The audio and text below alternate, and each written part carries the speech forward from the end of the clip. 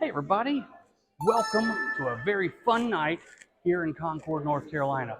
We're here at the Mad Monster Party Expo. If you don't know, it's a horror convention. We're going to show you a lot of stuff. We talked with a lot of people, even some great cosplay. Let's go take a look.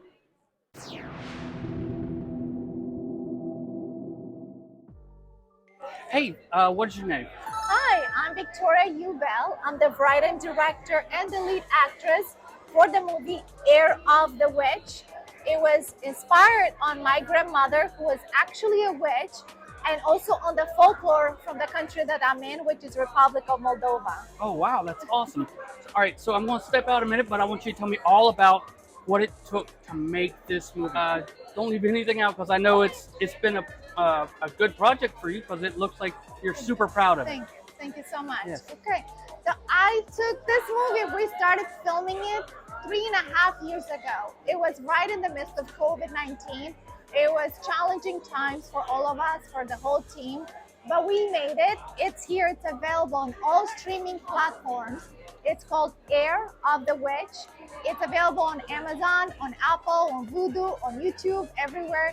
It's been a really hard journey because to make a film as an independent filmmaker, as a woman in the industry, the challenges you encounter every day as a creative, but also as a business person, it goes beyond comprehension. And to have it finally here, to have it finally available for everyone to watch it, it means the world to me. If you take the time to watch it, if you take the time to write me a message, let me know what you thought, because so much work went to it. We had a big production and a big team, and everybody put so much time into it. And we're finally here. It's available on all streaming platforms, and I hope you get the time to watch it and let me know what you think.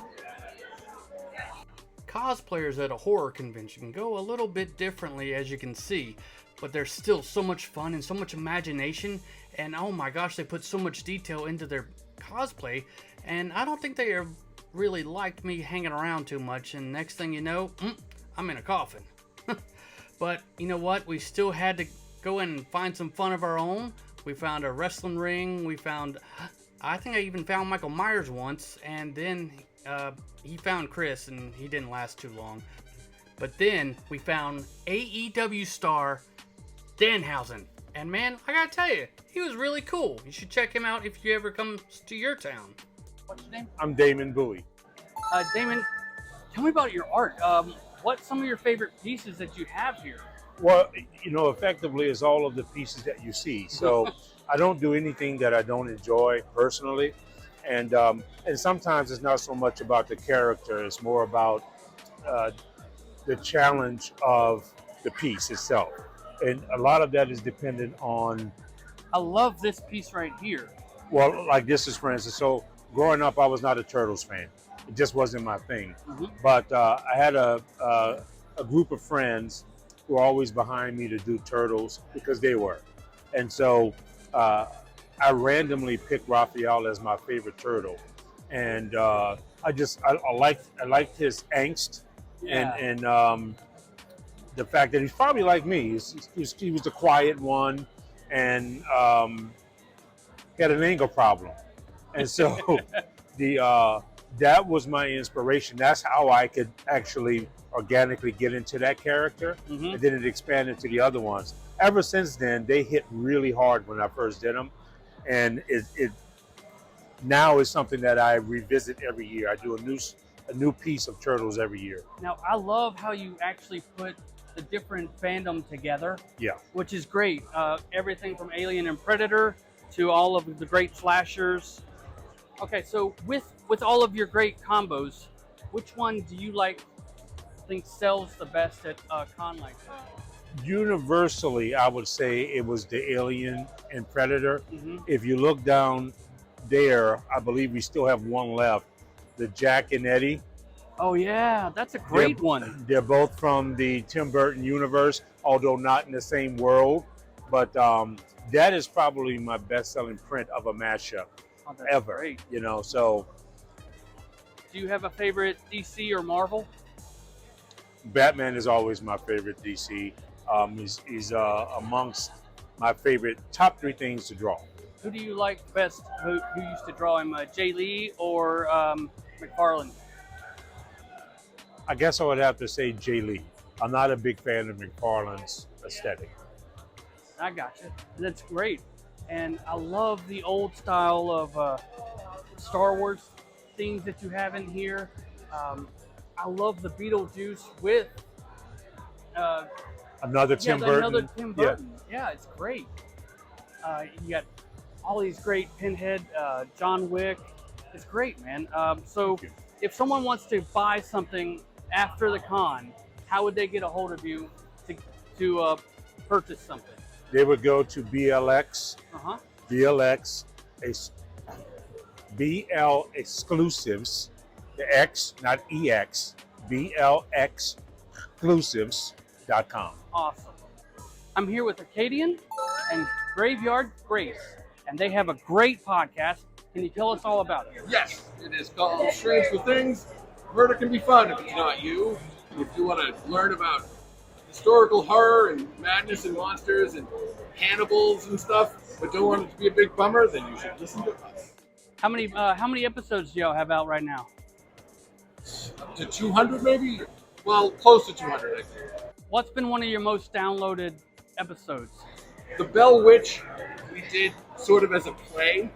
So I got a bunch of other people in to do voices for it and stuff. Now that sounds like fun. Yeah, that was fun. Like back in the day, radio. That's great. That's awesome. Exactly. Yeah. And I'm working on a script for the Donner Party for the same thing.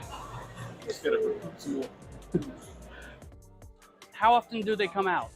So right now they were coming out every 2 weeks, but that was because I was getting ready for the show.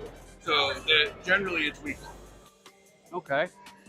Is there a special place they can get it besides, or is it the regular places like iTunes, Spotify, all that? Everywhere good podcasts are sold, or you can go to allmylinks.com/strangefulthing. And we will make sure and put this up at the end so everybody can see it. Anything you'd like to add? I mean, when you're listening to a true crime podcast, think of how it could be funny. Hey, Amy, I love the whole setup here. Can you tell me all about it? So we're here from the 13th Anchor. We are a haunted attraction in Monroe, North Carolina. We're one of the closest haunted attractions in the area. We're only 40 minutes south of Charlotte.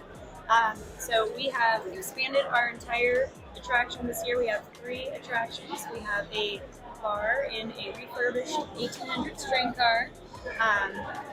We have Coffin Creek as one of our attractions. We have a lot of local artists that create their own prosthetics and a lot of props for the scenes, as you can see. We have free parking, and we would love it if you would follow us on TikTok, and be sure to join us this year at the 13th Acre. I was very fortunate to talk with the Godfather from WWE. We weren't able to show his face for video, but we got some audio. Here it is. You seem like one of the nicest guys. And what was the most fun part when you were coming down the aisle, or when you were leaving after the match, or just in general? When you were the funnest part was just being the Godfather, man. And the excitement that I would come out, and then the love and that I would generate, and then I'd bring the girls out. And like I'm smiling now, man. It was just a good time. And I wasn't trying. My show wasn't about wrestling. It was about entertaining the people, man. And that's what I told Vince, they see enough wrestling. Let me go out there and just entertain them.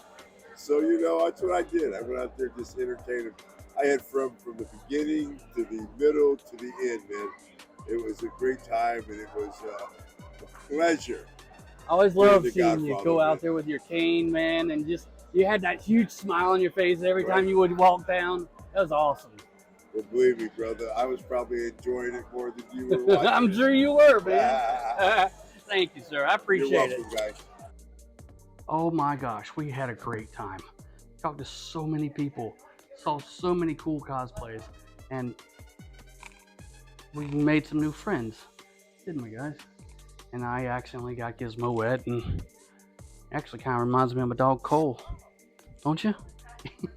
Anyway, we had a blast. You should always check out Mad Monster Party when it comes comes in February, and the Mad Monster Party Expo comes in August.